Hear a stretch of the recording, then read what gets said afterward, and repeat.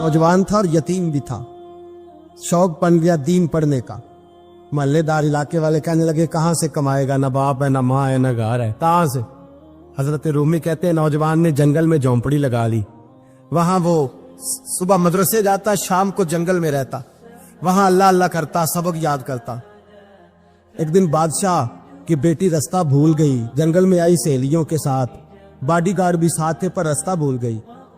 खोती खोती शाम हो गई, ऐसी खोई कि जब रात गहरी हो गई तो आके उस नौजवान के पास रुकी और चिल्लाने लगी।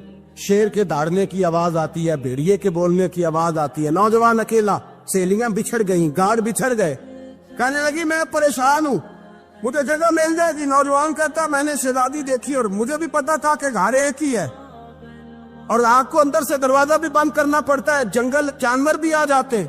कहते मेरी छोटी सी कुटिया में झोंपड़ी में वो आई, रो के कहने लगी सहारा कोई नहीं, अगर मैं पीछे निकलूंगी तो भेड़िए खा जाएगा। कहते मैंने उसे जगह दे दी। अकेली औरत, चिराग जल रहा है, सबक याद कर रहा हूँ। मेरे नबी पाक ने फरमाया जहां मर्द औरत अकेले हो तीसरा शैतान होता है। और शहजादी, वो बच्चा कहता है सबक याद करता रहा सारी रात। वो बच्ची को कहा सो जा, पर वो कहती है नींद मुझे भी कहाँ आई। ऐसे मौकों पर नींद, सारी रात सबक याद करता। थोड़ी थोड़ी देर के बाद चिराग जलता तो उस पर उंगली रखता, हाथ जलता तो पीछे खींचने, फिर दूसरी उंगली रखता। थोड़ी देर के बाद जलता तो खींचने, हाथ सारा जल गया। सुबह किरणें चमकी तो कहने लगा चल निकल जा, दौड़ जा, बस बड़ा सब्र का इम्तिहान हो गया, चली जा। शहजादी बाहर निकली, सिपाही ढूंढ रहे थे। बादशाह खुद जंगल में निकला हुआ था, मेरी बेटी मिल गई। बादशाह तन्हाई में जाके कहने लगा बेटा मैं दुनिया को बताऊंगा कि मेरी बेटी खोई नहीं थी, सिपाही साथ ही थे। ये बड़ा मुश्किल होता है, बेटी तो भूल के भी रात कहीं रह पड़े तो लोग जीने नहीं देते, तो बेटा मुश्किल हो जाएगा मेरे लिए। कहाँ थी? उसने कहा नेक नौजवान के पास। उसने कहा बेटा मैं तो तेरी बात मानूंगा पर दुनिया नहीं मानेगी। अगर उस नौजवान ने किसी को बता दिया कि तू उसके पास थी तो फिर लोग मेरा जीना मुहाल कर देंगे।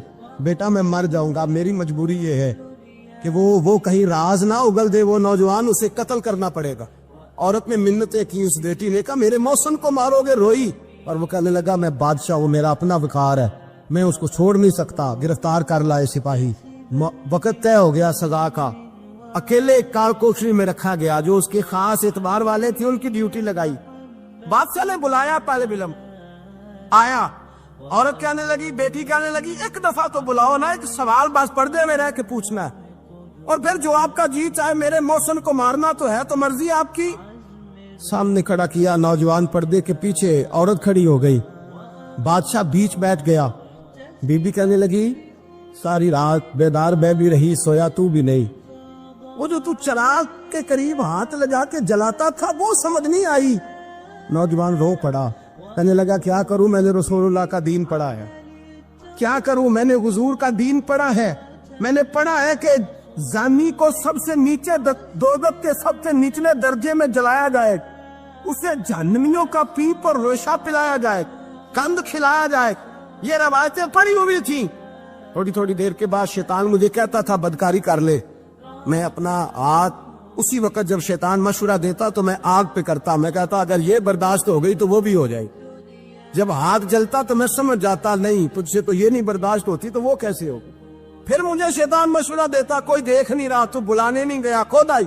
मैं दूसरी उंगली लगा देता। मैंने आग जलाया और मैं समझ गया जब छोटे से चिराग की इतनी सी शम्मा की आग नहीं बर्दाश्त होती तो दोज़ख कैसे बर्दाश्त होगी। कहता मैं बाज आया। बादशाह ने ये कहानी सुनी, लफ्ज सुने तो चीख मार के रोया।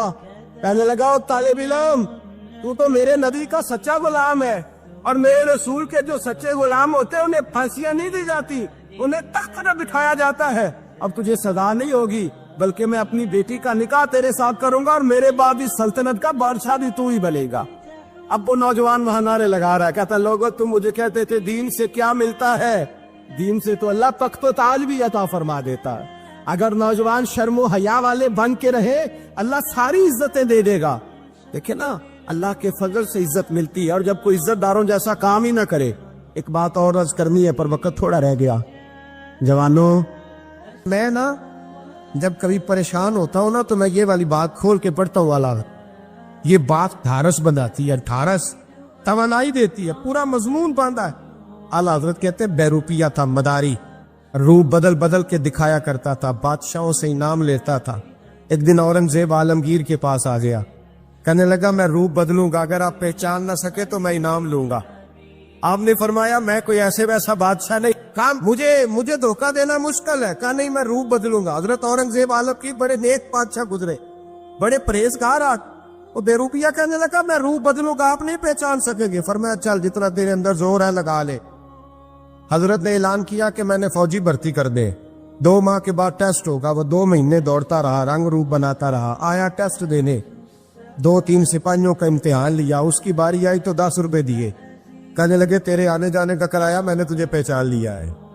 کچھ دنوں کے بعد جانے لگے سفر پر, تو بھکاری آ گئے خیرات مانگنے. اس نے بھی سارے منہ پر سیاہی مال لی, کپڑے پھاڑ لیے, سر کے بال مڈا لیے, پگے تک کٹا لی, بدرنگ ہو کے آیا. کاسا آگے کیا تو حضرت نے 10 روپے ڈالے, کہنے لگے تیرے آنے جانے کا کرایہ میں نے پہچان لیا ہے. کچھ دن گزرے تو ٹیچر کی ضرورت تھی. اس نے منہ سے بڑی کر لی, داڑھی نکلی لگا لی, سر پہ جنا کیپ پہن لی, ایک شیروانی لے لی اور ہاتھ میں چھڑی پکڑ کے آیا. کہنے لگا میں استاد ہوں, 2-4 بندوں کا امتحان لیا, اس کی باری آئی تو 5 روپے دیے, 10 روپے دیے, کا تیرا کرایہ میں نے پہچان لیا. 2 سال گزر گئے. وہ جب بھی آتا حضرت پہچان لیتے. ایک دن سفر پہ جا رہے تھے, بہت بڑا لشکر تھا, جہاد کرنے جا رہے تھے اورنگزیب عالمگیر. تو دیکھا ایک پہاڑی ہے, پہاڑی پہ لوگ جا بھی رہے ہیں آ بھی رہے. اورنگزیب عالمگیر پوچھنے لگے یہاں کیا ہے؟ کہنے لگے بابا جی بیٹھے ہیں دعا کرتے ہیں, اللہ کے نیک بندے ہیں. اورنگزیب کہنے لگے یار پرانے لوگ سارے ہی اللہ والوں کو مانتے, یہ بھی مصیبت آئی ہے جتنی نہیں آئی ہے, سارے لوگ ہی مانتے. کہنے لگے ذرا میں دعا نہ کرا لوں, بچے کام جا رہا ہوں. اورنگزیب بادشاہ تھے, بادشاہ لوگ نازک مزاج ہوتے ہیں. گھوڑے سے اترے, بڑی مشکل سے پہاڑی پہ چڑھے, اوپر گئے تو لائن لگی ہے, بابا جی غار میں بیٹھے. کہنے لگے میں نے ملنا, میں اورنگزیب ہوں. انہوں نے کہا ہمارا بابا اس طرح کا پیر نہیں کہ امیر آئے تو رنگ اور ہو, غریب آئے تو اور ہو, یہاں اگر ملنا ہے تو لائن میں لگ جاؤ, سب ایک جیسے. اب لائن میں کھڑے ہو گئے, 50 آدمی آگے تھے, کہتے ہیں 51واں نمبر تھا. تھک گیا دھوپ میں کھڑا کھڑا. جب میں پہنچا غار کے دانے تو میں نے بابا جی کے چہرے پہ نظر ڈالی تو بڑا نورانی چہرہ, بڑی خوبصورت لب و لہجہ. میں نے کہا میرے جیسا آدمی بھی پگڑی باندھ لے تو اچھا لگنے لگ جاتا ہے, بڑا خوبصورت انداز. کہتے ہیں میں ان کے پاس اتحیات کی حالت میں بیٹھ گیا. میں نے کہا حضور میں جا رہا ہوں جہاد کرنے, دعا کرنا. بزرگوں نے ہاتھ اٹھائے, اللہ اس کی مدد فرما, دین کو غلبہ عطا فرما, اسے دین کا سچا پکا سپاہی بنا. پھر تھپکی دی, 2-4 نصیحتیں نکال ڈالی, دیکھنا ظلم نہ کرنا, زیادتی نہ کرنا, جب تم جیت کر نہ کرنا, غرور نہ کرنا, نصیحتیں بھی کر دی. کہتے اب جب میں اٹھا تو 2-4 دینار بطور نذرانہ مسلح کے نیچے رکھے, اور الٹے قدم جب میں غار سے اترا انہوں نے رومال جاڑا اور اٹھ کے کھڑے ہو گئے. کہنے لگے آج نہیں تو نے پہچانا, آج نہیں تو نے پہچانا, میرا ہی نام بنتا ہے, آج نہیں پہچانا, لا پیسے. اورنگزیب کہنے لگا یار تو نے حد کر دی, کہاں چڑھا کہاں کھڑا رہا, دھوپ میں تھک گیا, کمال کر دی بھائی تو نے. پتا تو کیا لے گا, جلدی بتا, وہ کتنے لوگ پیچھے دھوپ میں کھڑے ہیں, لشکر سارا کھڑا ہے, کیا لے گا؟ اس نے کہا سب سے قیمتی ہیرے وہ ہے جو تیرے سر کے تاج میں لگے ہوئے, مجھے تیرا تاج چاہیے. او بھائیو سننا اور یاد رکھنا, میرے اعلیٰ حضرت کہتے ہیں بادشاہ نے سر کے اوپر سے تاج اتارا, بہروپیے کے قدموں میں رکھا اور کہنے لگے یہ لے, اور یہ تو تیرا مانگنے پر میں نے دیا ہے نا, میں واپس آتا ہوں تو آنا میں اپنی مرضی سے بھی تجھے دوں گا. تو نے اورنگزیب جیسے بندے کو دھوکہ دیا, آنا میں اس وقت بھی دوں گا. وہ دے کر بس بات ختم ہو گئی, ہپ ہو گئی. دے کر کہتے ہیں جب میں پلٹا نا واپس, بہروپیے نے آواز دی بادشاہ ٹھہر جا. تو میں نے پلٹ کے دیکھا تو کہنے لگے یہ اپنا تاج لے جا, اٹھا اور لے جا. میں نے کہا 2 سال بیت گئے تجھے محنت کرتے, آج قابو آیا تو لے جاؤ. کہنے لگا لے جا, مسئلہ سمجھ میں آ گیا. میں نے کہا مجھے بھی تو سمجھانا. کہتے ہیں وہ پھوٹ پھوٹ کے رویا, اس کی آنکھیں برس پڑی, سیلاب کی طرح آنسو بہہ نکلے, تڑپا اور رو کے کہنے لگا بادشاہ میں نے جھوٹ موٹ رسول اللہ کی غلامی اختیار کی تھی, جھوٹ موٹ کی داڑھی, جھوٹ موٹ کی پگڑی, جھوٹ موٹ کا فقر, میں نے جھوٹ موٹ نبی پاک کا لباس پہنا ہے, تو تیرے جیسے بادشاہوں کے تاج میرے قدموں میں آ گئے ہیں. अगर मैं सचमुच रसूलुल्लाह का गुलाम बनूंगा तो अल्लाह क्या कुछ अता फरमाए, अल्लाह कितनी नेमतों से नवाजे। मेरे आला क्या फरमाते हैं, आला हज़रत फरमाते हैं फरिश्ते भी करते हैं ताजीम मेरी। कौन जी? अल्लाह। ऐसा अकीदा भी कम मिलेगा जो बरेली के इमाम का अकीदा है, ऐसा भी कम। कहते हैं फरिश्ते भी करते हैं ताजीम मेरी। क्यों? फरमाने लगे फिदा होके उन पर ये इज्जत मिली। बगदाद के एक दरवेश आलिम थे, तो वो जब भी नमाज पढ़ाते ना तो किसी ताजर की 2 बीवियों के बारे में दुआ मांगते। तो जो है मेरी बात पर, नमाज पढ़ाते तो कहते अल्लाह उस ताजर की 2 बीवियों को अपनी खास रहमतें अता फरमा। एक दिन लोग उनके गिर्द इकट्ठे हो गए, कहने लगे बाबा जी बताएं तो सही वो बीवियां कौन थी जिनके लिए आप दुआ मांगते। तो फरमाने लगे मेरे शहर का एक ताजर था, बहुत बड़ा ताजर था, मालदार था पर बे औलाद था। उसे बगदाद से मुल्क के शाम जाना पड़ता था तिजारत करने, और कई कई महीने उसे शाम के मुल्क में रहना पड़ता था। उसने इस तरह किया कि वहां भी एक शादी कर ली। तो जो है ना मेरी बात पर, क्या कर लिया उसने? दूसरी शादी करना मर्द के लिए जायज है, तीसरी करना भी, चौथी करना भी भैया के वक्त, मगर अगर इंसाफ कर सके तो। अगर चारों में हम ना आधा मसला सुनते हैं और आधा ही बयान करते हैं, अगर इंसाफ ना कर सके फिर उसके लिए 4 जायज, फिर वो एक ही रखेगा। तो अजीज दोस्त, दूसरा निकाह कर लिया, शादी हो गई। अब वो वहां कुछ ज्यादा वक्त गुजारने लगा, मालदार आदमी था, बीवी को मकान भी लेके दे दिया। अब वो जरा देर से आता वापिस, और जब आता भी तो उसके वो वाले अंदाज ना होते जो पहले हुआ करते थे। अब बीवी से बड़ा जासूस भी कोई नहीं होता, उसको तो पहले पता चल जाता है कि माजरा क्या है, उसे बड़ी खबर होती है। तो उसने महसूस कर लिया कि बदले बदले से मेरी सरकार नजर आते। वो कहने लगी अब के जब आता जाता है तो इसके हालात कुछ बदले बदले से हैं, माहौल कुछ और है। उसने एक बूढ़ा आदमी जो उसका अजीज भी था और समझदार भी था, उसको तैयार किया। कहने लगी अब के जब मुल्क के शाम जाए ना तो इसका पीछा करना और खबर करना कि कहाँ रहता है, कहाँ जाता है, क्या करता है। वो बूढ़े बुजुर्ग जो थे वो खातून के कहने पर कुछ उसने किराया भी दिया। वो उस ताजर के पीछे गए और वापस आके खबर दी। कहने लगे कि ये तो 2-3 साल बीत गए, इसने वहां भी शादी की हुई है, तुझे बताया ही नहीं। बीवी बड़ी समझदार थी, हौसला मंद, जीरत, उसने शोर नहीं मचाया। उसने कहा कि मैं ना अब जब आएगा ना तो तरीके से बात करूंगी और पूछूंगी कि ऐसा क्यों किया। और ये भी उसने आके बताया कि अगर तेरे साथ निकाह के बाद उसे औलाद नहीं मिली तो औलाद वहां भी कोई नहीं, कि मुकम्मल तफसीलात। अब जब इस दफा खामंद आया तो आते ही वो बीमार हो गया, कमजोर होने लगा। अब खातून ने मुनासिब नहीं समझा कि आते ही धड़ाम से मैं उसके सर पर ये बुत ये फोड़ दूं कि तूने निकाह किया हुआ है और मुझे बताया नहीं। वो जरा तसल्ली में रही, कुछ वो बीमार था, हौसला रखा, खिदमत करती रही। कुछ दिन गुजरे तो वो ताजर इंतकाल कर गया, फौत हो गया। अब राज खोल न सका, इद्दत गुजारी, और जब सारा माल जमा किया ना तो अशरफियों की बोरियां भर गई। सारा माल उस बीबी का, 4 बोरियों में अशरफियां, 4। यहां तो पेट का दोजख है, माज अल्लाह भरता ही नहीं। हाल मिन मजीद, हाल मिन मजीद। वो जो कहते थे ना कि बस बाहर चला जाऊं और बाहर मैं कुछ थोड़े से पैसे कमा के 2-3 साल में लौट आऊंगा, फिर यहां आके कोई कारोबार करूंगा, वो गए हैं तो वापिस नहीं आए। वो जो कहते थे ना बस मैंने इतना सा कारोबार करना है कि मकान बन जाए, उन्होंने 4 मकान भी बना लिए हैं, लेकिन ब्रेक हल में मजीद की दौड़ है। अब 4 बोरियां उस औरत ने छुपाए रखी। कोई बंदा नहीं जानता बगदाद में कि मुल्क के शाम में ताजर की दूसरी बीवी भी है।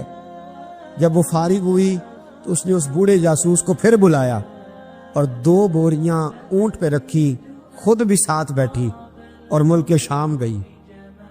अल्लाह अकबर। वो बुजुर्ग कहते हैं मैं ऐसे नहीं दुआ करता। उसको जाके कहने लगी मैं अकेली वारिस नहीं हूं, आधे की वारिस तू भी है। मैं अकेली वारिस नहीं, ये तक़सीम विरासत है, आधी की वारिस तू भी है। तो रख अपने पैसे, मुझे पता है उसने निकाह किया था पर मुझे बताया नहीं था, तो रख अपने पैसे, मैं तुझे दे रही हूं, आधे तेरे हैं आधे मेरे हैं। उसने नजर उठाई तो रो पड़ी, कहने लगी नहीं अब ये सारे तेरे ही हैं। اگر تو اللہ سے ڈرتی ہے تو میں بھی رب سے ڈرتی ہوں، اگر تو مصطفیٰ کریم کا کلمہ پڑھتی ہے تو میں بھی اسی نبی کی ماننے والی ہوں۔ کہا بات کیا ہے، میرا کیوں ہے سارا؟ تو وہ خاتون کہنے لگی وہ 2 سال 3 سال سے میرے ساتھ نکاح تھا اور اس نے بتایا تھا مجھے کہ میری بیوی بھی ہے، اور میں غریب تھی تو میرے والدین کو بھی بتایا تھا کہ میری دوسری شادی ہے۔ یہ مکان اس نے مجھے لے کے دیا تھا، میرے تمام اخراجات وہ پورے کرتا تھا، نان و نفقہ کا خیال رکھتا تھا، لیکن اب کہ جب وہ آیا تو وہ بیمار تھا۔ اس نے مجھے بتایا کہ مجھے طبیب نے بتایا ہے کہ میں شدید بیمار ہوں، شاید بچ نہ سکوں۔ تو کہنے لگی وہ مجھے کئی لاکھ روپے بھی دے گیا اور جاتے دفعہ مجھے طلاق بھی دے گیا، فارغ کر گیا۔ کہنے لگا تو جہاں چاہے میرے بعد نکاح کر سکتی ہے، اور کہنے لگا میں چاہتا تھا پہلی بیوی کو بتا دوں، موقع نہیں بنا اور اس کا دل نہ ٹوٹے، بتا نہیں پایا، لہذا وہ مجھے ڈھیر سارے پیسے دے چکا ہے، سارا میرا حصہ مجھے پہلے سے دے چکا ہے۔ میری بہن اب یہ 4 بوریوں میں سے 2 میری نہیں بلکہ 4 کی 4 ہی تیری ہے، تو ہی اس کی حقدار ہے۔ تو بزرگ کہتے ہیں مجھے بتاؤ جن کے اندر اس قسم کے تقوی کی جھلک ہو ان کے لیے ہر نماز کے بعد دعا مانگنی چاہیے کہ نہیں مانگنی چاہیے؟ حضرت عمر کے زمانے میں ایک نوجوان تھا، نیک تھا، مسجد جایا کرتا تھا رات کو۔ تو مسجد جا رہا تھا تو رستے میں ایک عورت نے دعوت گناہ دی، ابن عساکر نے اس کو لکھا ہے۔ تو نوجوان تھا، خواہشات تھی، کچھ طبیعت مائل ہو گئی، ابھی ادھر جا ہی رہا تھا کہ کسی نے آیت پڑھ دی والی من خاف مقام ربی جنتان، جو رب کے سامنے کھڑے ہونے سے ڈرے گا اللہ 2 جنتیں دے گا۔ واقعی ڈر گیا، وہ واقعی ڈر گیا، اتنا ڈرا کہ بے ہوش ہو کے گر پڑا۔ بیماری سے لوگ بے ہوش ہوتے ہیں، پیسے ڈوب گئے بے ہوش ہوتے ہیں، بچے کے غم میں بے ہوش ہوتے ہیں۔ سچ بتاؤ کبھی خوف خدا سے بھی بے ہوش ہوتا کوئی دیکھا ہے؟ ہمارے ہاں تو روز مرہ ہی نہیں ہے بھائی، اور بڑی باتیں ہیں بے ہوش ہونے کی، ڈرنے کی، غش کھانے کی۔ بے ہوش ہو کے گر پڑا، بوڑھے باپ کو کسی نے بتایا بچہ بے ہوش پڑا ہے، اٹھا کے گھر لائے، گھر لا کے کہا بیٹا کیا ہوا؟ نوجوان ہے، چڑھتی جوانی ہے پر پاکیزہ بڑی ہے۔ کہنے لگا ابا جی گناہ کی طرف چلا گیا تھا پر میں نے آیت سن لی جو اللہ کے سامنے کھڑے ہونے سے ڈرے گا رب 2 جنتیں دے گا، میں ڈر گیا تھا، رب واقعی 2 جنتیں دے گا۔ باپ رو پڑے، ابا جی کی آنکھوں میں آنسو آئے اور کہا پتر اللہ بڑا مہربان ہے، اس کے بعد سچے ہیں، واقعی 2 جنتیں دے گا۔ اس نے پھر ایک چیخ ماری اور اس طرح کی ماری کہ اس کی روح ہی پرواز کر گئی، روح ہی پرواز کر۔ کشتگانے خنجر تسلیم را، عشق کی خنجر سے قتل ہو گئے لوگ۔ صبح حضرت عمر کو پتا چلا کہ انہوں نے تو رات جنازہ بھی پڑھ دیا، تدفین بھی کر دی۔ جناب عمر فرمانے لگے اتنا نیک نوجوان خوف خدا سے دنیا سے چلا گیا، مجھے کیوں نہیں بلایا میں جنازہ پڑھتا؟ فاروق اعظم فرما رہے ہیں میرا شوق تھا میں اس کا جنازہ پڑھتا۔ کہ حضور آپ کو تکلیف نہیں دی؟ فرمایا بتاؤ قبر کہاں ہے؟ کہ کامل پیر اونا دے باہو قبر جنا دی جیوے۔ حضرت فاروق اعظم قبر پہ تشریف لے گئے اور کھڑے ہو کے فرمانے لگے نوجوان مجھے امید ہے میرے رب نے تجھے 2 جنتیں دی ہوں گی۔ ابن عساکر کھول کے دیکھو تاریخ بغداد نے کیا لکھا ہے۔ حضرت سیدنا فاروق نے فرمایا امید ہے 2 جنتیں دی ہوں گی، قبر کے اندر سے بولا کامل پیرونا دے باہو قبر جنا دی جیوے، قبر کے اندر سے بولا۔ کہنے لگا حضور امید والی بات نہیں، رب کے وعدے سچے ہیں، اس نے واقعی مجھے 2 جنتیں عطا فرمائی، 2 جنتیں دی ہیں، میں نے اپنے مالک کو راضی پایا۔ ہمارے صوفیاء تصوف میں ایک جملہ بولتے ہیں کہ تیرا تو فقر فقر بوزر ہے، یعنی جن کو صحیح درویش کہتے ہیں نا، صحیح درویش۔ مولا علی شیر خدا رضی اللہ تعالیٰ عنہ فرمایا کرتے 2 ہی تو بندے جو رب کے رستے میں کسی شے کی پرواہ نہیں کرتے۔ حضور کون سے؟ فرمایا ابو ذر غفاری ہے اور دوسرے علی المرتضیٰ ہے۔ مولا علی فرمایا کرتے یہ نا مسلمانوں میں سے 4 یا 5ویں مسلمان ہیں، شروع سے ایک سلیم الطبع آدمی، کچھ لوگ طبعاً بڑے نفیس ہوتے ہیں، طبعاً اللہ کی طرف سے شروع سے ہی ان کا جو قبیلہ تھا بنو غفار وہ راہزنی کرتا تھا، لوگوں کو لوٹ لیتا تھا۔ شروع میں یہ کام کیا، لیکن جب کچھ لوگوں کی چیخیں کانوں میں گئیں تو چھوڑ دیا، فرمایا نہیں یار طبیعت نہیں مانتی۔ اور نبی پاک کا کلمہ پڑھنے سے پہلے ہی بتوں کی پوجا چھوڑ کے رب کی عبادت شروع کر دی۔ لوگ پوچھا کرتے تھے آپ عبادت تو کرتے تھے پر منہ کدھر کرتے تھے؟ فرماتے تھے جدھر وہ کرا لیتا تھا کر لیتے تھے۔ کسی نے انہیں بتایا کہ مکے میں ایک شخص ہیں جنہوں نے اعلان نبوت کیا ہے، آپ کی طرح کی باتیں کرتے ہیں۔ انہوں نے اپنے بھائی کو بھیجا، ان کا نام انیس تھا، پتہ کر کے واپس آئے، بھائی کہنے لگے ابو ذر، ان کا نام جندب ہے، اصل میں ذر ان کے بیٹے کا نام ہے اور کنیت سے زیادہ معروف ہیں، ابو ذر غفاری کہلاتے ہیں۔ فرماتے ہیں کہ بھائی نے آ کے بتایا کہ وہ نیکی کا حکم دیتے ہیں، برے کاموں سے منع کرتے ہیں، صلہ رحمی کا پیغام دیتے ہیں، لیکن لوگ سارے مخالف ہیں۔ یہ چیز بھی بڑی کاؤنٹ ہوتی ہے، اسے نہ کاؤنٹ کیا کریں۔ لوگوں کی ترجیحات بدلتی ہیں، صبح کچھ، دوپہر کچھ، شام کچھ، اسے نہ کاؤنٹ کریں۔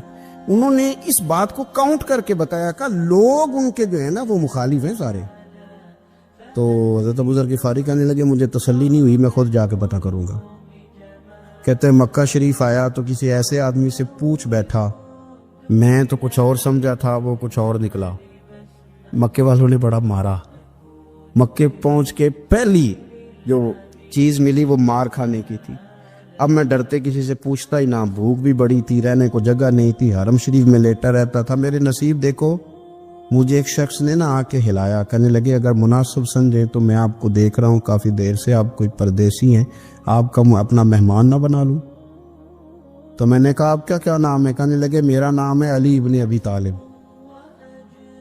کہتے ہیں مولا کائنات گھر لے گئے، کھانا بھی کھلایا، جگہ بھی دی، سونے کو خدمت بھی کی، لیکن چونکہ میں تو پہلے ایک سے پوچھ کے مار کھا بیٹھا تھا، میں نے پوچھا نہیں میں کدھر آیا ہوں۔ رات رہے، اگلی رات بھی رہے، لیکن میں نے بتایا نہیں میں کس کام آیا ہوں۔ حضرت ابو ذر غفاری رضی اللہ تعالیٰ عنہ کہتے ہیں خود ہی مولا علی نے پوچھا بتا سکتے ہو کیسے آئے ہو؟ میں نے کہا راز رکھ لو گے؟ فرمایا بڑا کشادہ سینہ دیا رب نے مجھے۔ تو بات تو کہنے لگے یار میں تو محمد مصطفیٰ کی زیارت کرنے آئے صلی اللہ تعالی علیہ وسلم۔ یہ بے نیاز لوگوں میں سے ہیں حضرت سیدنا ابو ذر غفاری۔ میں حضور کی زیارت کے لیے ہوں۔ حضرت علی کہنے لگے سویرے لے چلوں گا۔ انسان بزدل نہیں ہوتا، ہر انسان بزدل نہیں ہوتا، اور بلا وجہ ٹکراؤ کی پالیسی بنا لینا یہ بھی سیانے لوگوں کا کام نہیں۔ حکمت کے تقاضوں کے مطابق چلنا یہ بھی دلیر لوگوں کا ہی کام ہوتا ہے۔ حضرت مولا علی کہنے لگے صبح لے کے چلوں گا پر حالات ٹھیک نہیں، شرارتی لوگ ہر جگہ ہوتے ہیں، اگر کوئی شرارتیوں کا ٹولہ ملا نا جو کھڑا ہوگا جاسوسی کرنے کے لیے کہ حضور کی طرف کون کون جا رہا ہے، تو میں نیچے جھکوں گا جوتے کا تسمہ ٹھیک کرنے کے لیے، لیکن آپ نے نہیں کھڑے ہونا، آپ نے چلتے رہنا ہے تاکہ کسی کو شک نہ ہو۔ کہتے اس ترتیب سے حضرت علی مجھے لے کے گئے، میں حضور کی بارگاہ میں پہنچا۔ مولا علی کہتے ہیں بڑے بڑے لوگ سوال کرتے تھے پر یہ شروع سے سلیم الطبع تھے، مجھے کہہ لینے دینا، جنہوں نے ماننا ہوتا ہے وہ لمبے سوال کرتے ہی نہیں۔ مان جو لیا تو لمبے سوالوں کی ضرورت ہی کوئی نہیں۔ کہتے ہیں لوگ بڑے بڑے سوال کرتے تھے پر ابو ذر نے 2-3 باتیں پوچھی اور آگے جا کے کہنے لگے حضور ہاتھ بڑھائیں مجھے کلمہ پڑھائیں۔ نبی پاک صلی اللہ علیہ وسلم نے کلمہ پڑھایا، فرمایا باہر جا کے نا ابھی ذکر کرنا کہ تم مسلمان ہو گیا، یہ ماریں گے۔ عرض کی حضور انہیں مارنے دے، میں آیا بھی مار کھانے ہے، انہیں مارنے دے نا۔ پڑا فلک کو کبھی دل جلوں سے کام نہیں، دار دلوی نے کہا تھا پڑا فلک کو کبھی دل جلوں سے کام نہیں، اور جلا کے راکھ نہ کر دوں تو داغ نام نہیں۔ ماری تو کھانے آئے ہیں، مارنے دے، کرنے دے زور جتنا لگانا ہے لگانے دے۔ باہر جا کے اعلان کیا، مکے والوں نے مارا، اتنا مارا کہ بے ہوش ہو گئے۔ پھر کسی نے بتایا کہ تم نے گزرنا بھی ہے ان کے علاقے سے، بنو غفار سے، پھر ان کا پتہ بھی ہے یہ لوگ بڑے سخت ہیں، پھر چھوڑا۔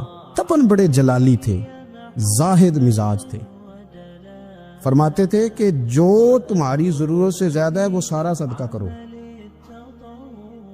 کنز کے معاملے میں ان کا رویہ یہ تھا، صرف حضرت صدیق اکبر کو کچھ نہیں کہا انہوں نے، باقی حضرت عمر جیسے آدمی کو بھی کھڑا کر کے کہہ لیتے تھے یہ مال کیوں رکھا ہوا ہے خزانے میں، بانٹتے کیوں نہیں سارا؟ اور جناب عثمان غنی رضی اللہ تعالیٰ عنہ کے ساتھ تو باقاعدہ کئی دفعہ اس موضوع پر گفتگو کی۔ وہ کہتے تھے کہ جب اللہ کہتے ہیں قرآن میں کہ مال دولت جمع نہیں کرنی، تو وہ جو لوگ تھے وہ بھی بڑی شانوں والے تھے. وہ کہتے تھے کہ اللہ نے جب زکوٰۃ فرض کی تو مال جمع ہوتا ہے تو زکوٰۃ فرض ہوتی ہے نا.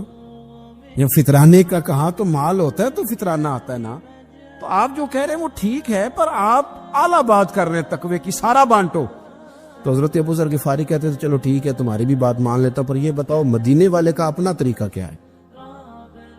کہ بھئی حضور کا طریقہ تو وہی ہے جو آپ بتا رہے ہیں. تو فرمانے لگے پھر اس رستے نہ چلیں جو رستہ مدینے والے رسول کا ہے. اور حضور سے، نبی پاک سے عشق کرتے بڑا کھل کے. یہ صحابہ صفہ میں سے تھے. کلمے پڑھنے کے بعد چونکہ طبیعت جلالی تھی تو حضور نے بھیج دیا، فرمایا واپس جاؤ اپنے قبیلے میں تبلیغ کرو. واپس گئے، بھائی کو مسلمان کیا، والدہ کو مسلمان کیا، قبیلہ سارا مسلمان کیا، وہیں رہے. ہجرت مدینہ کے بعد آئے تبوک کے موقع کے قریب، اور حضور نے صحابہ صفہ میں رکھ لیا. نوکری کرتے مدینے والے رسول کی، دلیر آدمی تھے، بڑا قبیلہ تھا، پر ڈیوٹی کرتے، ڈیوٹی خدمت کرتے. ایک بیٹا تھا زار اس کا نام تھا، اس کی ڈیوٹی لگائی تم نے میرے نبی پاک کے اونٹ چرانے. ڈاکو آئے تو صاحبزادہ اونٹوں کی، اونٹنیوں کی حفاظت کرتے شہید ہو گیا. اور یہ انوکھا بندہ ہے جس نے شرط لگائی تھی کہ میں نے کالی سیاہ رنگ کی عورت سے شادی کرنی. انوکھا بندہ ہے. ایک بیٹی تھی، ایک بیٹا، بیٹا شہید ہو گیا. بیوی سے کہا تم نے نبی پاک کے گھر میں خدمت کرنی ہے، حضور کے گھر والوں، اور میں نبی پاک کی نوکری کروں گا. حضور کی خدمت کرتے، ہر وقت خدمت میں رہتے. اور حضور جب آتے نا، صحابہ صفہ میں یہ شامل تھے جو لوگ دین سیکھتے. حضور جب آتے تو سب سے پہلے آ کے حضرت ابو ذر غفاری کا پوچھتے، بلائیں. اور جب بات کرتے حضور تو بار بار ان کو مخاطب کر کے بات کرتے. حضرت ابو ذر غفاری رضی اللہ تعالیٰ عنہ کا نبی پاک سے اتنا پیار کہ ہماری بھی مشکل حل کر دی. ابو داؤد شریف میں موجود ہے، ایک دن کہنے لگا یا رسول اللہ صلی اللہ علیہ وسلم، اگر کوئی بندہ کسی سے پیار بڑا ہی کرے پر اس جیسے عمل نہ کر سکے، کوشش کرے کرنا. لوگ ہمیں کہتے ہیں نا جی پیار بڑا، عمل بھی تو کرو نا. بھی کرنا چاہیے، پر انسان ہے نا، غلطی بھی تو ہو ہی جاتی ہے. اب ہم عمل نہیں کر سکتے تو تم ہمیں پیار بھی نہیں کرنے دو گے؟ مہربانی کرو، پیار تو کرنے دو نا. حضرت ابو ذر غفاری نے کہا، ابو داؤد شریف میں موجود ہے، یا رسول اللہ صلی اللہ تعالی علیہ وآلہ وسلم، حضور پیار بڑا کرے پر ان جیسے عمل نہ کرے تو حکم کیا ہے؟ تو حضور نے فرمایا پیار سچا کرے، اللہ قیامت کے دن جس سے محبت کرے گا نا اس کے ساتھ ہی دونوں کو اکٹھا فرما دے گا. تو حضرت ابو ذر نے فوراً کہا حضور پھر مجھے آپ سے بھی بڑا پیار ہے، رب سے بھی بڑا پیار ہے. فرمایا فکر نہ کرنا، جنت میں اکٹھے ہی جائیں گے. اتنی محبت رسول پاک کی ذات کے ساتھ. حضور کی نوکری کرنا. ایک دن خدمت کرتے کرتے سو گئے. حضور مسجد میں آئے پتہ کرنے کہ ابو ذر آرام کر رہا ہے. یہ بھی مزہ ہوتا ہے، خیال رکھنا اپنے درویشوں کا، کیا کھایا، کیا پیا، کہاں سوئے. حضور رات کو آئے، یہ سوئے ہوئے. فرماتے ہیں حضور نے میرا انگوٹھا ہلایا، میں اٹھ کے بیٹھ گیا، حضور بھی میرے پاس بیٹھ گئے. اور میں ابو ذر بڑا پیار کرتے ہو، سونے آپ کو پتہ ہی ہے. کہا یار تو بڑی نوکری کرتا ہے، ایک دن وہ بھی آئے گا جس دن تجھے میری مسجد اور میرے شہر سے جانا پڑے گا، پھر کیا کرو گے؟ تو عرض کی حضور کسی کی طاقت ہے مجھے آپ کے شہر سے نکالے؟ میں تلوار نکال لوں گا. نبی پاک نے فرمایا تلوار نہ نکالنا، جہاں تمہیں بھیجا جائے چپ کر کے چلے جانا. حضور کب تک؟ فرمایا جب تک اللہ تیری اور میری ملاقات نہیں کرا دیتا، یعنی وصال تک. یہ واحد شخص ہے کہ حضور کے وصال ظاہری کا وقت آ گیا تو فرمایا کوئی میرے ابو ذر کو بلاؤ. جب یہ آئے تو حضور لیٹے ہوئے تھے، یہ جھکے نبی پاک کی طرف، حضور میں حاضر ہو تو حضور نے پکڑ کے سینے کے ساتھ لگا لی. میرے رسول پاک صلی اللہ علیہ وسلم کی خدمت میں ایک دفعہ عرض کرنے لگے حضور مجھے صوبے کا گورنر بنا دے. تو نبی پاک نے فرمایا ابو ذر میں عہدے پسند نہیں کرتا، تو تمہیں بھی میں کہتا ہوں عہدہ نہ لینا، تمہیں بھی کہتا ہوں عہدہ نہ لینا. فرمایا ابو ذر میں جو چیز اپنے لیے پسند کروں گا تمہیں بھی اسی کا مشورہ دوں گا. تم بندے اچھے ہو پر یہ کام تمہارے بس کا نہیں ہے. بڑے زاہد آدمی. میرے رسول کریم صلی اللہ تعالی علیہ وآلہ وسلم نے ان کے بارے میں فرمایا جس طرح نبیوں میں حضرت عیسیٰ علیہ السلام ہوئے. حضرت عیسیٰ دیکھیں نا، انبیاء میں اللہ تعالیٰ نے ہر قسم کی عظمت نبیوں کو دی. جناب سلیمان علیہ السلام کا تو تخت بھی ہوا میں اڑتا تھا، جن تک تابع دار تھے. اور نبیوں میں حضرت عیسیٰ بھی ہیں جن کے پاس گھر بھی کوئی نہیں، شادی بھی کوئی نہیں کی، اینٹ سرانے رکھ کے تکیہ بناتے. ایک ان کے پاس کنگھی تھی اور ایک پیالہ تھا. دیکھیں جو بندہ نیک ہو نا وہ بھی نیک ہیں, اللہ کے نبی ہیں. آپ اپنا تقوی مسلط نہیں کریں گے, جو وہ کر رہے ہیں وہ بھی مخلص ہو کے کر رہے ہیں. حکومتیں جو چلانی ہیں تو وہ کس نے چلانی ہے؟ اگر نیک بندے نہیں آئیں گے تو غلط لوگ آئیں گے, قوموں پہ ظلم کریں, وہ بھی اپنی جگہ ٹھیک ہے. لیکن یہ جو کر رہے ہیں یہ بات بھی اپنی جگہ بالکل ٹھیک ہے. ہم پتہ کیا کرتے ہیں, ہم چیزوں کو مسلط کرتے ہیں, ایک دوسرے پر مسلط نہیں کریں چیزوں. آپ جو کر سکتے ہیں, جو رستہ آپ کو صحیح لگتا ہے اختیار کر لیں. یہی تو ہمارے دین کا حسن ہے, یہ سارے رستے واضح کر کے ہمیں دکھاتا ہے. حضرت عیسیٰ علیہ السلام نے ایک دن دیکھا کہ ایک بندہ نا انگلیوں کے ساتھ اپنے بال سیدھے کر رہا ہے, تو آپ نے فرمایا یار کنگھی کے بغیر بھی کام چل سکتا ہے, کنگھی بھی خیرات کر دی. دیکھا ایک بندہ ہاتھ کا تکیہ بنا کے لیٹا ہے, تو فرمایا اینٹ بھی دے دو کسی کے کام آ جائے. ایک دن دیکھا کہ ایک بندہ نا یوں چلو میں پانی پی رہا ہے, فرمایا پیالہ بھی رہنے دو, اس کے بغیر بھی کام چل ہی جاتا ہے. جناب عیسیٰ کا یہ زہد تھا. میرے نبی پاک علیہ السلام نے فرمایا جس نے جناب عیسیٰ کا زہد دیکھنا ہو وہ میرے ابو ذر غفاری کو دیکھے, ان کو دیکھے, یہ دنیا میں جناب عیسیٰ کے زہد کے مطابق چلتے پھرتے ہیں. ساری زندگی دولت کو, مال کو پسند نہیں کیا. جہاں رہتے تھے ایک گورنر صاحب نے 300 دینار تحفے میں بھیجے. تو ایک ہوتا ہے نا بندہ کہتا نہیں نہیں ضرورت نہیں, اور حضور سید عالم صلی اللہ علیہ وسلم نے حضرت عمر سے فرمایا تھا جو خود بخود آ جائے وہ قبول کر لو اللہ کی طرف سے. لیکن ان کا رنگ فقیری والا تھا اور تھوڑا انوکھا تھا. 300 دینار آئے تو فرمانے لگے اسے جا کے کہو تمہیں کوئی اور بندہ نہیں ملا دھوکہ دینے کے لیے, میرے گھر ہی مال بھیج دیا ہے. فرمانے لگے میرے پاس گدھا ہے سواری کرنے کے لیے, میرے پاس بکریاں ہیں دودھ پینے کے لیے, میرے پاس ایک چادر اضافی ہے سامان میں سے, میں تو ڈرتا ہوں کہ رب کہیں اس چادر کے بارے میں سوال نہ پوچھ لے, اور تم ہو کہ میرے پاس یہ لے کے آئے ہو. حضرت عثمان غنی کے پاس جا کے کہا کرتے کتنا لوگوں کے پاس پیسہ آ گیا ہے, ہر بندے کے گھر میں مال ہے, یہ کیا ہو رہا ہے, لوگوں سے کہیں خرچ کریں غریبوں پہ. عثمان غنی فرمانے لگے تمہیں تو خوش ہونا چاہیے کہ میرے دور میں لوگ خوشحال ہو گئے. آپ فرمانے لگے نہیں, وہ والا رنگ زیادہ بہتر ہے جو مدینے والے نے اختیار فرمایا, کیونکہ کچا رنگ للاری والا چڑھدا تے لیندا رہندا عشق تیرے دا رنگ محمد, جدوں چڑھ جائے پھر نہیں لیندا. آپ کی طبیعت کے اندر دولت سے بیزاری. حضرت ابو درداء, حضرت ابو موسیٰ اشعری, حضرت ابو ہریرہ رضی اللہ تعالی عنہ, یہ سمجھ لیں ان کے کلاس فیلو تھے, ان کے ساتھ پڑھا تھا انہوں نے. حضرت ابو ذر غفاری ان پر بھی جلال کرتے. آپ یقین کریں کہ طبیعت نا ایسے کیف میں آ گئی ان کو پڑھ کے.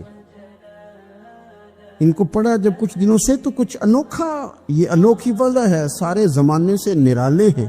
یہ بندے کون سی بستی کے یار اب رہنے والے ہیں, یہ کس طرح کے لوگ ہیں, کیا سوچ ہے. حضرت ابو درداء رضی اللہ تعالیٰ عنہ کے گھر کے قریب سے گزرے تو حضرت ابو درداء مکان بنا رہے تھے. کیا جملہ کہا, تڑپ گئی روح. فرمانے لگے ابو درداء تجھ سے مجھے یہ امید نہیں تھی یار. فرمایا کیا ہوا؟ فرمانے لگے اب تیرا مکان بنانے کے لیے بھی اللہ کے بندوں کی پشتوں پر اینٹیں رکھی جائیں گی. تیرا مکان بنانے کے لیے رب کے بندوں کی پشتوں پر اینٹیں تیرے لیے. حضرت ابو درداء نے گردن جھکا لی. فرمایا یار جہاں تو ہے نا تو بالکل ہی ٹھیک کہتا ہے. کیوں؟ میرے نبی پاک صلی اللہ علیہ وسلم نے فرمایا اس زمین کے اوپر اور آسمان کے نیچے ابو ذر غفاری سے سچا بندہ کوئی نہیں, ان سے زیادہ سچا کوئی نہیں. فرمایا تو ٹھیک کہتا ہے یار, صحیح کہتا. حضرت ابو موسیٰ اشعری رضی اللہ تعالیٰ عنہ کو گورنر بنا دیا گیا عراق کا. اب حضرت ابو موسیٰ اشعری صحابہ میں ایک بڑے جلیل القدر صحابی ہے, اور ان کی عظمتیں, رفعتیں, بلندیاں کیا کہنا, بڑی گہری دوستی تھی. لیکن جب وہ گورنر بن گئے نا تو آپ نے فرمایا بس بھئی اب تو نے عہدہ لے لیا ہے, یہ بندے کو ٹھیک نہیں رہنے دیتی تھی, اب تو عہدے میں چلا گیا. بڑی مدت کے بعد ملاقات ہوئی حضرت ابو موسیٰ اشعری کے ساتھ. وہ دوڑ کے آئے حضرت ابو ذر غفاری کے گلے ملنے, میرا بھائی میرا بھائی. فرمایا پیچھے ہٹ جا, میں نہیں تیرا بھائی, تو گورنر ہے, میں غریب آدمی ہوں, اپنا کام کر. پھر دوڑ کے آئے. فرمایا ابو ذر تو میرا بھائی ہے یار, اکٹھے پڑھتے تھے حضور. فرمایا نہیں جا, تو نہیں میرا بھائی. پھر آئے. جانتے تھے نا یہ سچا بندہ ہے, یہ سچا بندہ ہے, یہ تقریروں والا نہیں, صرف وعظوں والا نہیں, اس کے اندر بھی بڑی سچائی ہے. قریب آئے، آ کے کہا یار تو میرا بھائی ہے، میرے سینے لاگ۔ فرمانے لگے تو تیسری بار آیا ہے، مومن ہے، میں منہ نہیں موڑ سکتا، پر پہلے مجھے بتا گورنر بننے کے بعد تو نے مکان کتنے بنائے، باغ کتنے لگائے، چکیاں کتنی لگائی، کتنے تو نے چیزیں بنائی ہیں، پہلے بتا۔ حضرت ابو موسیٰ اشعری نے ان کا ہاتھ پکڑا، رونے لگے، کہنے لگے جس محبوب سے تو نے تربیت لی ہے میں بھی انہی کا نوکر ہوں، جن کپڑوں میں میں عراق گیا تھا میرے آج بھی وہی ہے یار۔ کیا بات کرتا ہے تو میرے وہی ہیں، مجھے بتا اگر یہ عہدے خدمت کے ہم نہیں لیں گے تو پھر کیا ظالموں کو دیں گے، غیروں کو دیں گے؟ نہ کر، کچھ نہیں بنایا۔ حضرت سیدنا ابو موسیٰ اشعری رضی اللہ تعالیٰ عنہ روئے، اور جب کہا نا کوئی شے نہیں میرے پاس، تو فرمایا اچھا چل آ جا، پھر سینے لگ جا، تو واقعی میرا بھائی ہے۔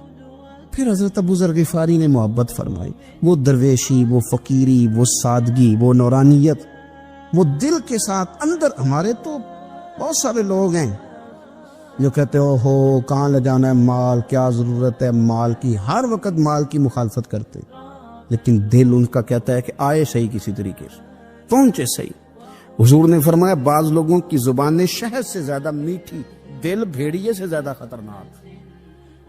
اوپر سے کہہ کچھ رہے ہیں، اندر حالات کچھ اور ہیں۔ چینی لے جاؤ، اور 5 آنے کا بڑا کچھ آیا کرتا تھا اس زمانے میں، اکٹھی چینی اور پتی لے جاؤ اور گھر میں چائے پیو۔ کہتے اتنی دیر ہوئی تو عشاء کی اذان ہو گئی، اور جب مؤذن نے اذان پڑھی اور میں نے 5 آنے بڑھائے تو بابے نے لپیٹ کے مجھے دیے، کہنے لگے میں تو تجھے اچھا آدمی سمجھا تھا، تو نے مجھے کیا سمجھ لیا ہے؟ میں نے اچھا سمجھ کے دکھڑا سنایا اور تو مجھے کیا سمجھ بیٹھا؟ یہ آرزو کرم اور میں آپ سے کروں، یہ بھیک اس کو دیجئے جس کا خدا نہ ہو، یہ بھیک اس کو دیجئے جس کا خدا نہ ہو۔ کہا جا رکھ اپنے پیسے۔ اور کہتے ہیں پھر میں نے اس بابے کو دیکھا، اس نے جوتے اتارے اور ٹھنڈی گھاس پہ اس نے اللہ اکبر کہہ کے نماز کی نیت باندھی، اور کہتے ہیں جب وہ سجدے میں گیا تو میں محو حیرت تھا، اور جب بابا اتحیات پہ بیٹھا تو میں رو رہا تھا۔ میرا دوست کہنے لگا کیا ہوا؟ میں نے کہا آج مجھے سمجھ میں آیا ہے، ایاک نعبد و ایاک نستعین۔ آج بات سمجھ میں آئی ہے، آج سمجھ میں آئی، ایاک نعبد و ایاک، یہ آج مسئلہ سمجھ میں آیا ہے۔ کہتے ہیں اس بزرگ نے سلام پھیرا اور کہنے لگا تو ابھی گیا نہیں؟ میں نے کہا بابا میں تیرے جلوے دیکھ رہا ہوں، میرا تحفہ قبول کیوں نہیں کیا؟ تو کہتے ہیں بابا رو پڑا۔ کہنے لگا بیٹا اگر 5 آنے مانگ کے کھانے ہوتے تو میں رات کو سردیوں میں مزدوریاں نہ کرتا، اپنے پیسے گھر لے جا۔ میرا رب مجھے محنت کے ساتھ اتنا دیتا ہے کہ میں بیٹیاں بھی پال لیتا ہوں اور روٹی کھا کے سوتا ہوں، تو جب مجھے اللہ نے محتاج نہیں کیا تو میں محتاجی کیوں دکھاتا پھروں؟ کہتے ہیں میں ساری زندگی اس کو دعائیں دیتا رہا، خدارا خوددار بنو، خوددار بنو، خوددار بنو۔ حدیث پاک سنی حضرت ابو امامہ بن سہل بن حنیف رضی اللہ تعالیٰ عنہ حدیث کے راوی ہیں۔ اس حدیث کو امام نسائی رحمۃ اللہ تعالیٰ علیہ نے نقل کیا ہے۔ ارشاد فرماتے ہیں کہ اطراف مدینہ کے گاؤں میں سے ایک عورت بیمار ہو گئی۔ مدینہ کے ارد گرد گاؤں تھے، ان میں سے ایک عورت بیمار ہو گئی، بڑی مفلس تھی، غریب عورت تھی۔ نبی پاک صلی اللہ علیہ وسلم نہ اکثر اس کے بارے میں دریافت کرتے کہ بتاؤ اس بوڑھی اماں کا کیا حال ہے۔ ہمارے ہاں بھی خبریں آتی ہیں اخباروں میں، پوچھا جاتا ہے، لیکن کب؟ جب کسی بڑے آدمی کو کھانسی بھی لگ جائے، فلاں صاحب کو زکام ہو گیا اور ان کو فوری طور پر فلاں جگہ منتقل کر دیا گیا اور سیاسی اور سماجی سرگرمیاں انہوں نے معطل کر دی، تو یہ خبر سب جگہ بریک ہوتی، اس کو فوری طور پر آگے بڑھانے کی کوشش کی جاتی۔ ایک غریب عورت ہے، مجبور ہے، اور مدینے کے نہیں، مدینے کے اطراف میں جو گاؤں ہیں ان گاؤں کے رہنے والی ہے، پر اس کے نصیب دیکھو، اس کا مقدر دیکھو، ہر جگہ مدینے والے محبوب کے تذکرے۔ وہ کتنی نصیبوں والی عورت ہے جس کے بارے میں حضور کئی دفعہ پوچھتے کہ اس بیمار کا حال بتاؤ۔ بظاہر اس کا کوئی سیاسی، سماجی، مالی قد کاٹ نہیں، لیکن یوں لگتا ہے کہ اس کا قد حضور کی تیمارداری کی برکت سے، جب نبی پاک نے اس کا پوچھا ہوگا تو یوں لگتا ہے اس کا قد آسمانوں کے برابر چلا ہو گیا، آسمانوں کے برابر چلا گیا ہوگا۔ رسول کریم علیہ السلام بار بار پوچھتے، اور جب اس کے زیادہ بیمار ہونے کی خبر آئی تو حضور نے فرمایا اگر وصال ہو گیا تو مجھے خبر کرنا۔ صحابہ کرام فرماتے ہیں رات کو وصال ہوا، رات کے وقت ہی غسل کفن کر کے اسے مدینہ شریف لایا گیا، لیکن جب معلومات کی گئی تو حضور بظاہر آرام فرمائیں، حضور آرام کر رہے ہیں۔ صحابہ نے مناسب نہیں سمجھا کہ نبی پاک علیہ السلام کو تکلیف دی جائے، سرور کائنات صلی اللہ علیہ وسلم کو جگانا مناسب نہ سمجھا۔ لوگوں نے نماز جنازہ پڑھا، اس کو دفن کر دیا۔ حضور نے صبح پوچھا مجھے خبر کیوں نہیں دی؟ بڑے جنازے ہو کے گزر گئے، بڑے لوگ تھے جو چلے گئے، لیکن یہ کتنی نصیبوں والی ہے کہ حضور نے فرمایا مجھے بتایا کیوں نہیں؟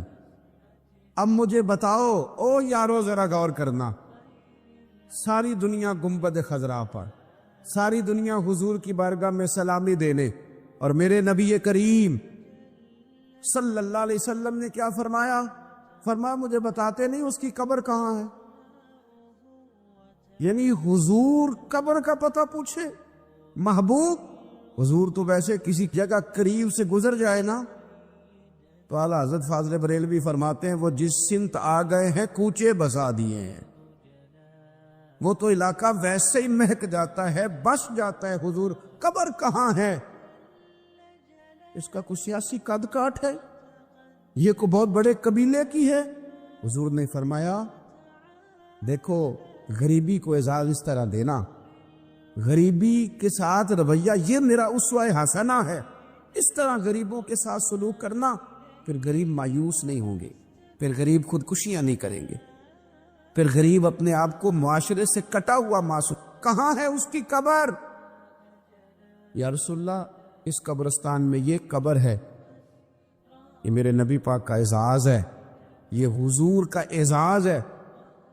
ویسے تو دوسرا جنازہ جائز نہیں، اگر وارث جنازہ نہ پڑھے تو پھر دوسرا جنازہ پڑھا جا سکتا ہے، لیکن حضور تو وارث ہے نا اپنی ساری امت کے۔ تو نبی پاک قبر پہ کھڑے ہوئے، فرمایا بناؤ صفے، میں دوبارہ جنازہ پڑھانا چاہتا۔ ایک دیہات میں رہنے والی مفلس عورت، ایک دیہات میں رہنے والی غریب عورت، وہ بی بی کہ جس کا کوئی بظاہر لمبا چوڑا نام نہیں، کوئی بڑے القابات سے پکارا نہیں جاتا، حضور نے 4 تکبیروں کے ساتھ امام نسائی نے لکھا ہے دوبارہ جنازہ پڑھائے، اور لوگوں کو بتایا کہ اس طرح کر کے اگر تم غریبی سے پیار کرو گے نا، ان کی مہک نے دل کے غنچے کھلا دیے ہیں، وہ جس راہ چل دیے ہیں کوچے بسا دیے ہیں۔ اور کیا خوبصورت انداز ہے فاضل بریلوی کا، کہنے لگے کہ میں مجرم ہوا کا مجھے ساتھ لے لو، کہ رستے میں ہے جا بجا تھانے والے۔ حضور آپ مہربانی کریں، ایک دفعہ تشریف لائیں، ایک دفعہ تشریف لائیں، میرا بازو پکڑ کے مجھے گزار دیں۔ وہ کتنی نصیبوں والی ہے کہ بن بلائے ہی محبوب اس کی قبر پہ پہنچ گئے ہیں۔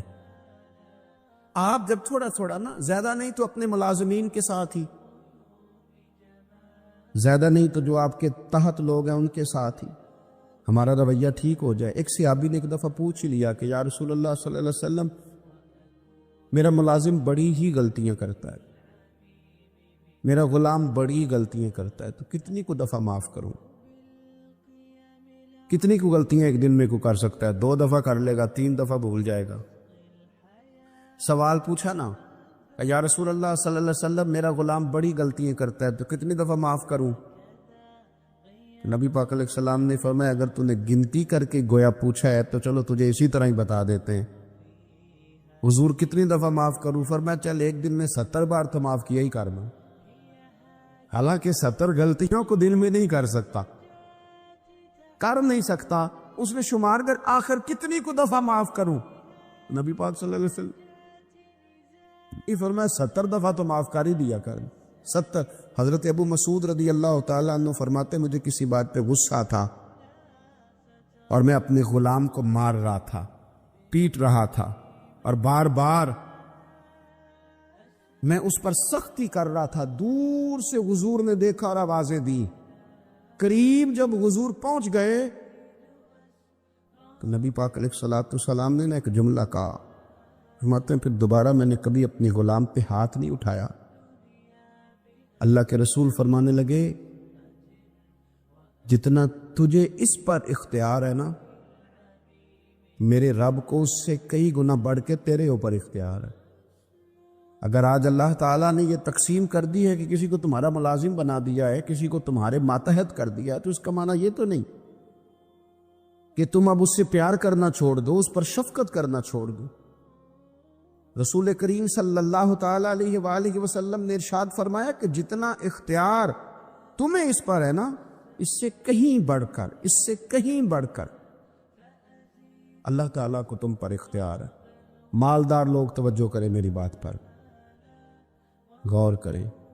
اللہ نے مالداروں کو جو دیا ہے تو ان کی محنت کی وجہ سے نہیں دیا، محنت مزدور تم سے بڑھ کے کرتا ہے، اوور ٹائم لگاتا ہے، خدا نے نا اپنے فضل سے دیا ہے۔ میرے ایک بزرگ دوست ہیں، سادے آدمی ہیں، ان کی ایک بات میرے نا دل میں بیٹھ گئی۔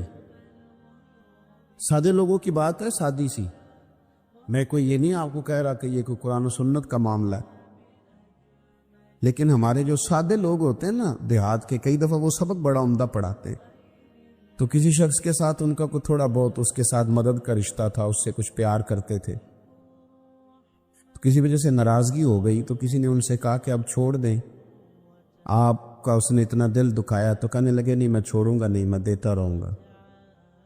کیوں؟ کہنے لگے اس لیے کہ میرے دل میں بات بیٹھ گئی ہے کہ پتہ نہیں اللہ کدے نصیبہ نہ دیندا ہے، تو یہاں سے کوئی کھا جائے، کسی کی مدد ہو جائے۔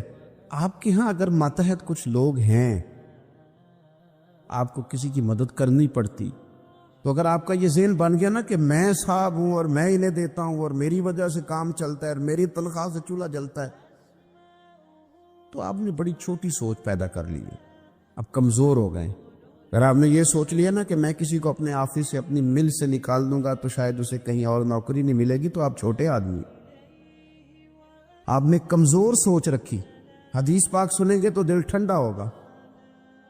اسے بھی امام بخاری نے لکھا ہے، حضرت مصعب بن سعد رضی اللہ تعالیٰ عنہ روایت کرتے ہیں کہ ایک مرتبہ نا حضرت سعد بن ابی وقاص رضی اللہ تعالیٰ عنہ کے دل میں خیال آیا، مالدار آدمی تھے نا حضرت سعد بن ابی وقاص اور بڑے جرنیل تھے، تو دل میں خیال آیا کہ دیکھو نا اللہ تعالیٰ نے ہمیں غریبوں پر فضیلت دے دی ہے مال و دولت کی وجہ سے۔ خیال آنا ہوتا ہے نا، تو دیکھو جی مطلب میرے پاس پیسے ہیں، مجھے اللہ نے دیا ہوا ہے، خیال آ گیا۔ حضرت مصعب بن سعد رضی اللہ تعالیٰ عنہ فرماتے ہیں ان کے دل میں خیال آیا، دل میں خیال آیا کہ دیکھو اللہ نے پھر ہمیں فضیلت والا بنایا، تو اسی لیے اللہ نے ہمیں پیسے دیے نا، اللہ نے ہمیں کچھ بنایا ہے تو پھر ہی اللہ نے دولت زیادہ دی ہے نا۔ تو فرماتے ہیں نبی کریم صلی اللہ تعالی علیہ وسلم نے ان سے فرمایا یاد رکھو تمہیں نا تمہارے کمزور اور غریب لوگوں کے وسیلے کی وجہ سے روزی دی جاتی ہے، تمہیں امیروں تمہیں جو نوازا جاتا ہے نا تو یہ غریبوں کے صدقے، ضعیفوں کے صدقے، کمزوروں کے صدقے، یہ ان غریبوں کے صدقے تمہیں نوازا جاتا ہے، اور پھر تمہارے ذمے لگایا جاتا ہے کہ تم نے زکوٰۃ دینی ہے، تم نے صدقات دینے ہیں، تم نے ان پر خرچ کرنا ہے، تمہیں ان کے صدقے مل رہا ہے، ان کے صدقے۔ ایک سوچ یہ ہے کہ اللہ نے مجھے مال دیا تو کسی وجہ سے دیا ہے، اور ایک سوچ یہ ہے کہ میری فیکٹری میں پتہ نہیں کون سا غریب لوگ ہے جس کی وجہ سے فیکٹری چل رہی ہے، ایک سوچ یہ ہے کہ پتہ نہیں میرے آفس میں کون سا ایسا شخص ہے جس کی وجہ سے نظام چل رہا ہے، اور ایک سوچ یہ ہے کہ میں جاگیردار ہوں تو پتہ نہیں کون سا کسان ہے جو میرے پاس کام کرتا ہے تو اس کی وجہ سے اللہ مجھے بھی روزی دیتا ہے۔ نبی پاک صلی اللہ علیہ وسلم نے امیروں کو یہ سوچ بنانے کا کہا کہ یہ سوچ بناؤ کہ ہمیں رب جو دیتا ہے وہ کمزوروں کے صدقے دیتا ہے، وہ غریبوں کے صدقے دیتا۔ اگر یہ ذہن بن جائے، دیکھیں نا یہ کاریگر ہے اور یہ اچھا نظام چلانے والا ہے، ایڈمنسٹریٹر بہت اچھا ہے، مینیجر بڑا اچھا ہے، یہ نکل گیا تو خرابی ہوگی۔ ایک ذہن یہ ہے، اور اگر ذہن یہ بن جائے کہ یہ بندہ غریب ہے، یہ مجبور ہے، یہ تنگ دست ہے، اس کے چھوٹے چھوٹے بچے ہیں، اور مجھ سے تنخواہ لے کے جاتا ہے تو اس کا کام چلتا ہے، اگر یہ چھوڑ کے چلا گیا نا تو ہو سکتا ہے جو اس کے ذریعے رزق آتا ہے وہ نہ آئے۔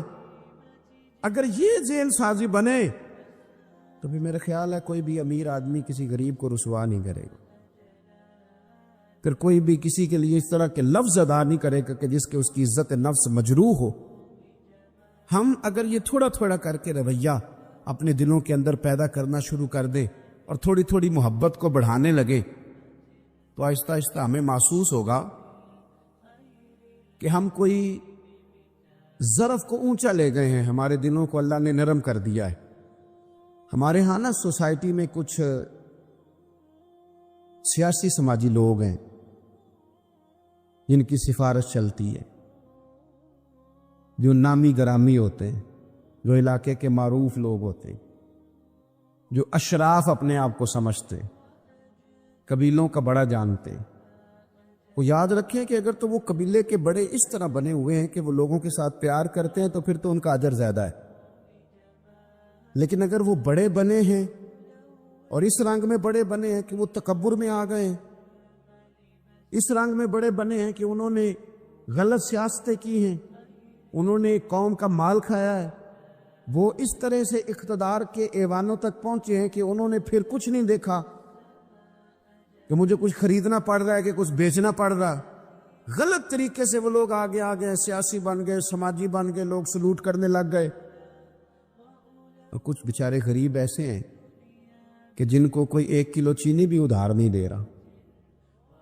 تو اب بظاہر اس غریب کو مایوس نہیں ہونا چاہیے، اس کو شریعت یہ نہیں کہتی کہ تو کمزور پڑ جائے، تو کہے جی شاید میں تو بیکار ہی معاذ اللہ دنیا میں آ گیا، کوئی نام نہیں جانتا، کوئی قد کاٹ نہیں، کسی اونچی کرسی پہ بٹھایا نہیں جاتا، کبھی میرے گلے میں پھولوں کا ہار نہیں ڈالا جاتا، کوئی میرے آنے پر کھڑا نہیں ہوتا، میں بھی کوئی سیاسی سماجی ہوتا، میں بھی کوئی مال و دولت والا ہوتا۔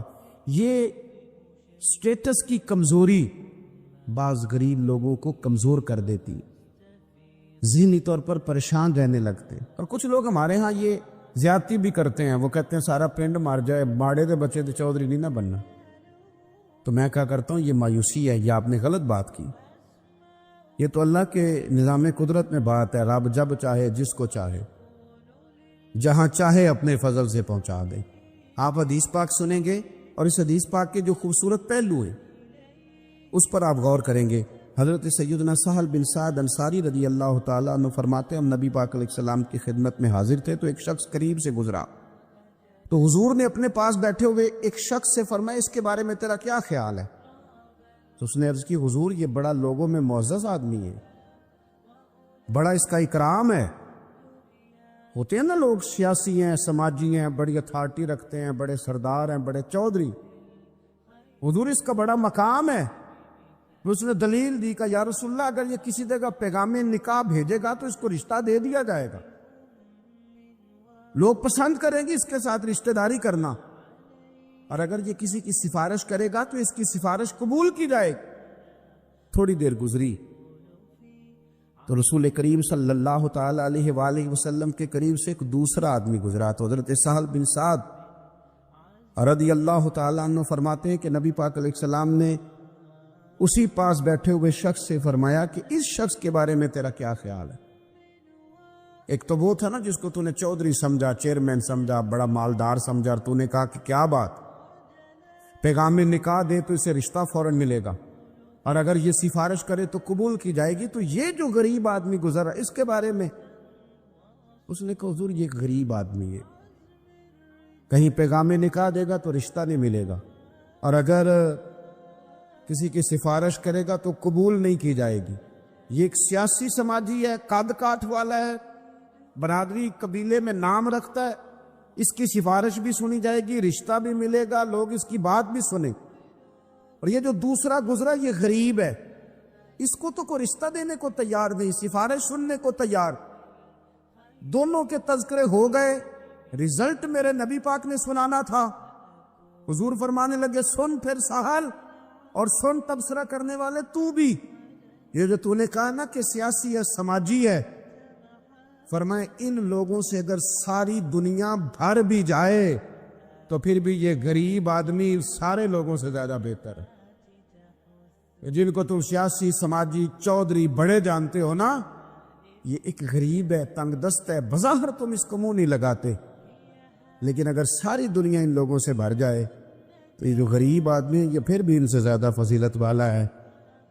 میرا خیال ہے جب حضور غریبی کی اتنی فضیلتیں بیان کرے تو پھر غریبوں کو پریشان تو نہیں نہ ہونا چاہیے، پھر تو اپنی فقیری کو اپنے سینے سے لگا کے فخر کرنا چاہیے، پھر تو ناز کرنا چاہیے، پھر تو غور کرنا چاہیے کہ اللہ تبارک و تعالیٰ نے ہمیں کتنی عظمتوں سے نوازا ہے، کتنی فضیلتیں عطا فرمائے۔